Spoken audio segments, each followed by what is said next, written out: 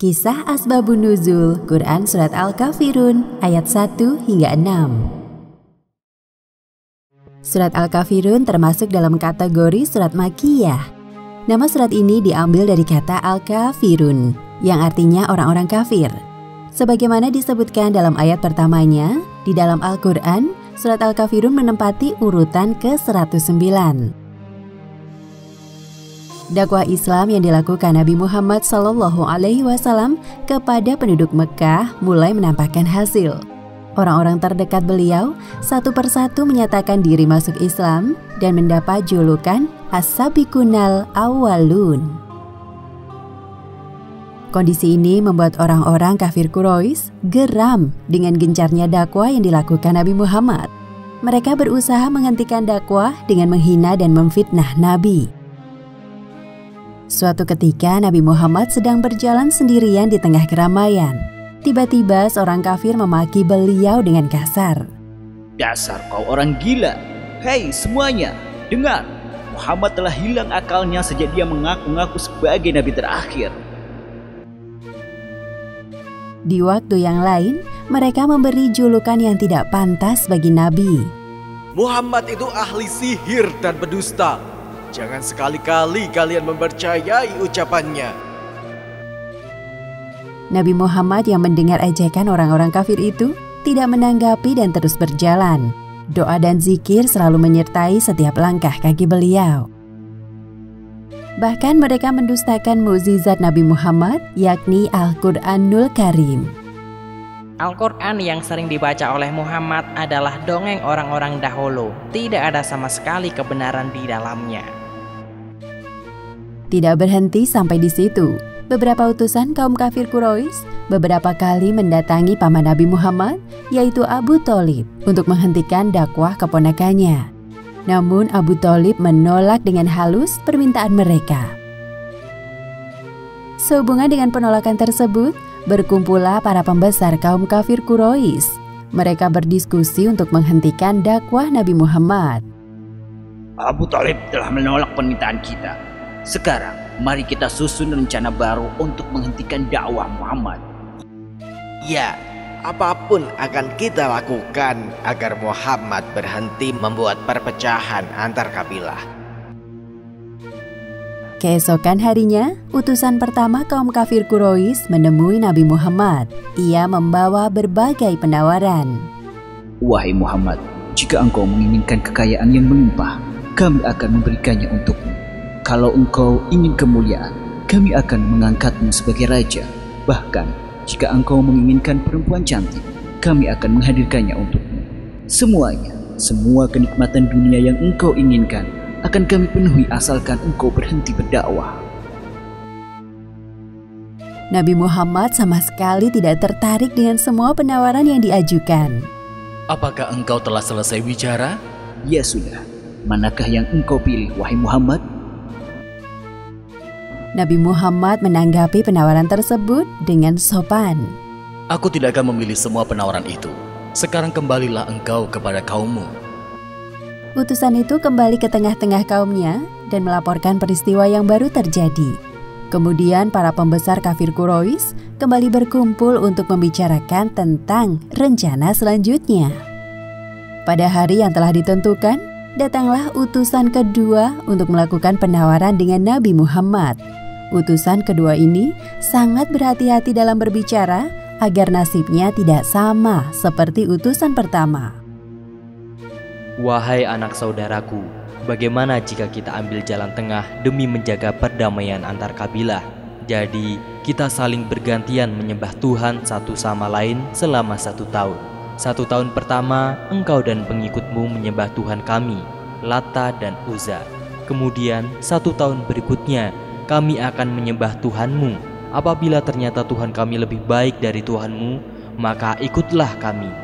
Begitu pula sebaliknya, jika Tuhanmu lebih baik dari Tuhan kami, maka kami akan mengikutimu. Nabi tidak habis pikir dengan penawaran kaum kafir Quraisy. Beliau dengan tegas menanggapi penawaran mereka. Aku tidak akan pernah menukar keimananku kepada Allah Subhanahu wa Ta'ala dengan apapun yang kalian tawarkan, karena Islam adalah satu-satunya agama yang paling benar. Mendengar kesungguhan ucapan Nabi Muhammad, akhirnya kaum kafir Quraisy tersadar bahwa tidak ada yang bisa menghalangi dakwah beliau kecuali kematian. Kemudian turunlah ayat Al-Quran, surat Al-Kafirun ayat 1 hingga 6 yang menguatkan perkataan Nabi. Bismillahirrahmanirrahim. Qul ya ayyuhal kafirun, la a'budu ma ta'budun, wa la antum a'abiduna ma a'bud, wa la ana a'abidum ma abattum, wa la antum a'abiduna ma a'bud, lakum dinukum waliyadin. Yang artinya, katakanlah, hai orang-orang kafir, aku tidak akan menyembah apa yang kamu sembah, dan kamu bukan penyembah Tuhan yang aku sembah, dan aku tidak pernah menjadi penyembah apa yang kamu sembah, dan kamu tidak pernah pula menjadi penyembah Tuhan yang aku sembah. Untukmulah agamamu, dan untukkulah agamaku. Demikianlah kisah di balik asal mula turunnya surat Al-Kafirun ayat 1 hingga 6. Hikmah yang dapat diambil dari kisah ini, pertama, jangan sekali-kali mencampur adukan Islam dengan agama yang lain, karena hal itu merupakan dosa besar. Dan kedua, kita diperbolehkan berbuat baik kepada orang kafir asalkan bukan dalam hal beribadah. Wallahu a'lam bishawab. Kisah Asbabun Nuzul, surat Al-Ankabut ayat 8. Surat Al-Ankabut merupakan surat ke-29 dalam Al-Quran. Kata Al-Ankabut memiliki arti laba-laba yang disebutkan dalam salah satu ayatnya. Keseluruhan surat Al-Ankabut berjumlah 69 ayat dan tergolong surat Makkiyah. Sa'ad bin Abi Waqqas dilahirkan dari rahim seorang wanita bernama Hamnah binti Sufyan. Sa'ad adalah anak yang berbakti kepada orang tua, terlebih kepada ibunya. Sa'ad menunjukkan perhatian dan kasih sayangnya yang besar. Bagi Hamnah, Sa'ad adalah anak kesayangannya. Hamnah seorang penyembah berhala yang taat. Sejak kecil, Sa'ad telah hidup dalam lingkungan jahiliyah. Ibunya kerap kali mengajak Sa'ad kecil beribadah kepada berhala di sekitar Ka'bah. Sa'ad terkadang mengeluh. Apakah patung-patung ini bisa mendengar dan menjawab doaku? Bergerak saja tidak bisa. Beranjak dewasa, Sa'ad semakin cerdas. Dia berpikir bahwa apa yang dilakukan Hamnah selama ini tidaklah benar. Namun ia sendiri juga tidak memiliki alasan yang kuat untuk membantah kebiasaan ibunya tersebut. Sampai akhirnya Sa'ad bertemu dengan Nabi Muhammad SAW dan menyatakan diri masuk Islam. Sa'ad bersyahadat di depan Abu Bakar dan Rasulullah. Asyhadu an la ilaha illallah wa asyhadu anna Muhammadar Rasulullah. Berita tentang keislaman Sa'ad terdengar sampai ke telinga Hamnah. Tidak asal percaya, Hamnah memilih untuk bertanya langsung kepada anak kesayangannya. Wahai anakku, apakah benar yang dikatakan orang dari kabilah kita bahwa engkau mengikuti ajaran Muhammad? Sa'ad terlihat terkejut mendengar pertanyaan dari ibunya. Tapi Sa'ad kemudian berkata dengan tegas, Iya, aku telah masuk Islam. Aku harap ibu dapat menerima keputusanku. Hamnah merasa sangat sedih, marah, dan kecewa mendengar jawaban dari Sa'ad. Ia tidak menyangka bahwa Sa'ad berani keluar dari agama nenek moyang mereka. Tiba-tiba muncul sebuah ide buruk di kepala Hamnah. Keesokan harinya, Sa'ad mendapati ibunya tidak mau makan. Sa'ad mencoba membujuk ibunya, namun belum berhasil. Hamnah malah membela diri dengan berkata, Teganya engkau pada ibu, nak. Kalau begitu, ibu tidak mau makan dan minum sampai engkau meninggalkan ajaran Muhammad. Sa'ad masih berusaha membujuk ibunya. Tolong, jangan lakukan itu wahai ibu. Demi Allah, sungguh, aku sangat menyayangimu melebihi apapun di dunia. Namun Hamnah malah berkata, Tidak, anakku telah berubah sejak dia bergaul dengan Muhammad. Hamnah makin melancarkan aksinya melihat reaksi Sa'ad yang khawatir. Hari berikutnya, Hamnah tidak menyentuh makanan dan minuman yang telah disajikan. Tubuhnya tampak lemas dan wajahnya pucat. Sa'ad yang melihat kondisi ibunya merasa sedikit bersalah. Lalu Sa'ad menghampiri ibunya dan berkata, "Wahai ibuku, aku sangat mencintaimu. Tapi kecintaanku kepada Allah dan Rasul-Nya di atas semua itu.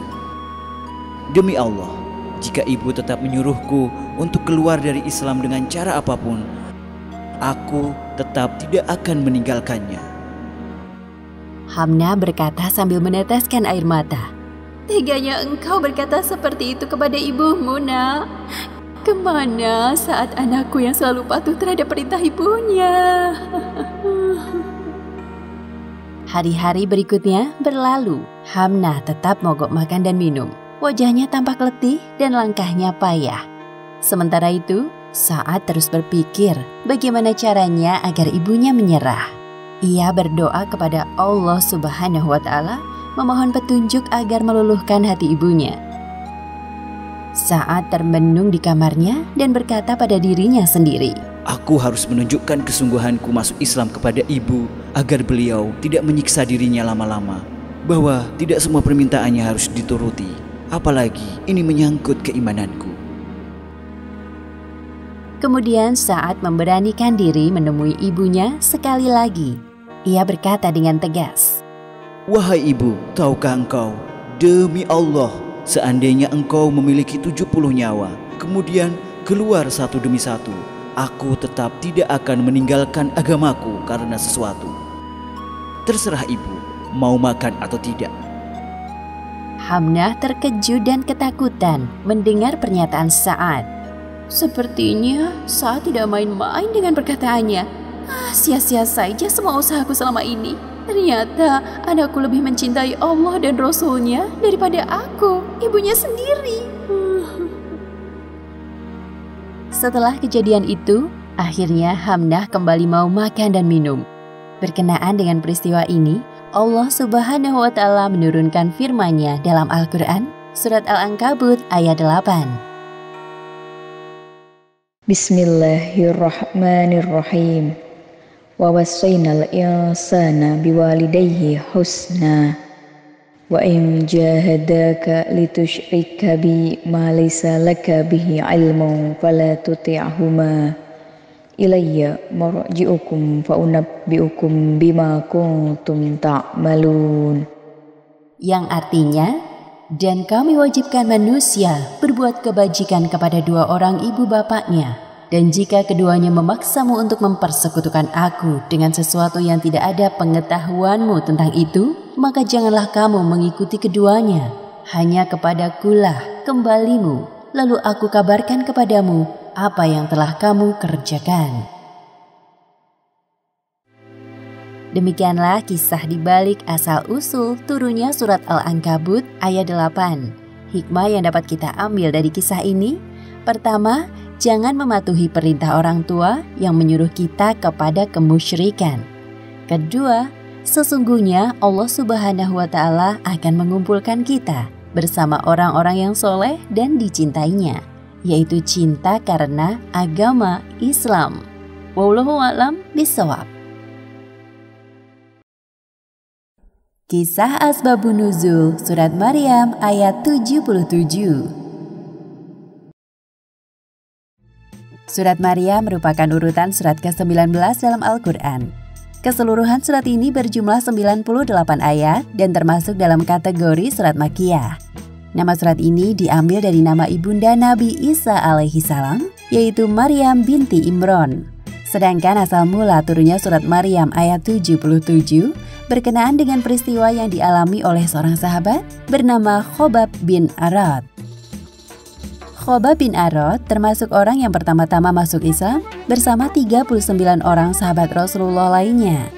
Khobab juga orang yang mengajarkan Al-Quran kepada adik Umar bin Khattab, yaitu Fatimah beserta suaminya. Sehari-hari Khobab bekerja sebagai tukang pandai besi. atau biasa membuat pesanan pedang di kota Mekah. Pada suatu hari, seorang saudagar bernama As bin Wa'il memesan sebuah pedang kepada Khobab. Wahai Khobab, aku ingin engkau membuatkan sebuah pedang untukku. Tunggu beberapa hari lagi, aku akan membuatkan pedang seperti yang engkau inginkan. Beberapa hari kemudian, Khobab berhasil menyelesaikan pedang pesanan As bin Wa'il. Tibalah hari di mana As bin Wa'il mendatangi Khobab. Ia lalu memuji pedang buatannya.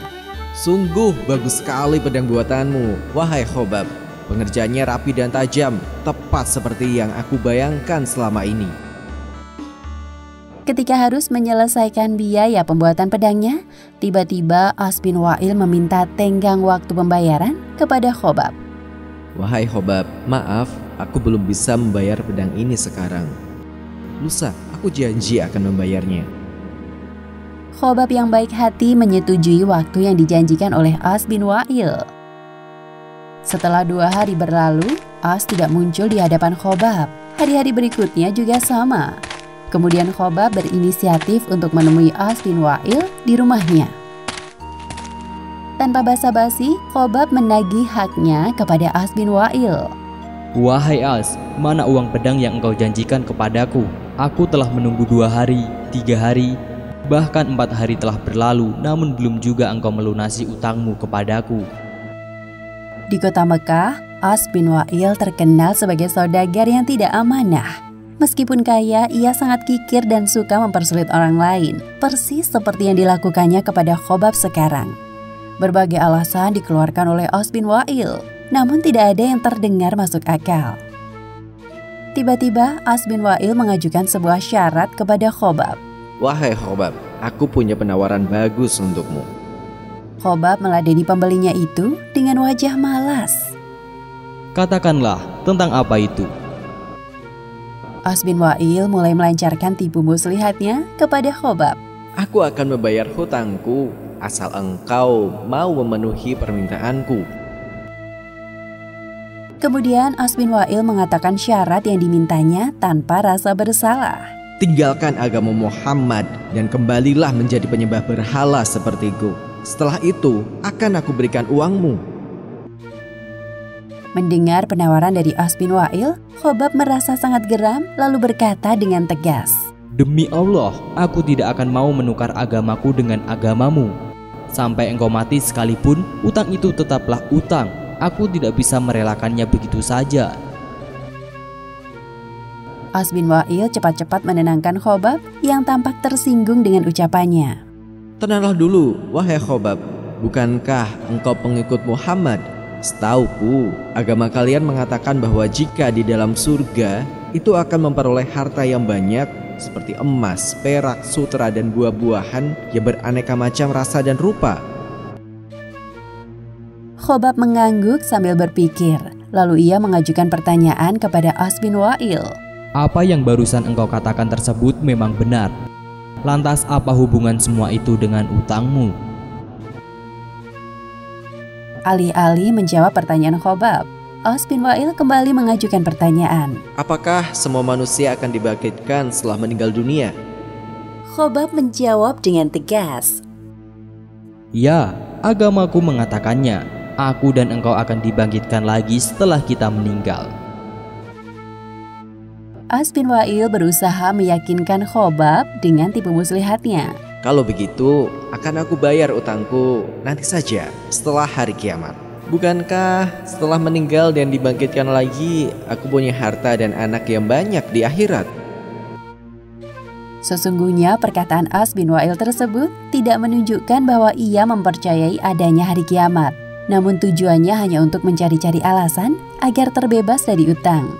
Berkenaan dengan itu, turunlah surat Maryam ayat 77 yang membantah keangkuhan As bin Wa'il. Bismillahirrahmanirrahim. Afara'aital ladzi kafara biayatina wa qala la'utayanna malan wa walada. Yang artinya, maka apakah kamu telah melihat orang yang kafir kepada ayat-ayat kami dan ia mengatakan, pasti aku akan diberi harta dan anak. Demikianlah kisah di balik asal mula turunnya surat Maryam ayat 77. Hikmah yang dapat kita ambil dari kisah ini: pertama, jangan menunda untuk melunasi utang, padahal sudah mampu melakukannya, karena hal tersebut dapat menghalangi seseorang masuk surga. Dan kedua, sebaiknya tidak mengatakan hal-hal yang belum terjadi, apalagi menyombongkan diri akan masuk surga, seperti yang dilakukan oleh As bin Wa'il. Wallahu a'lam bishawab.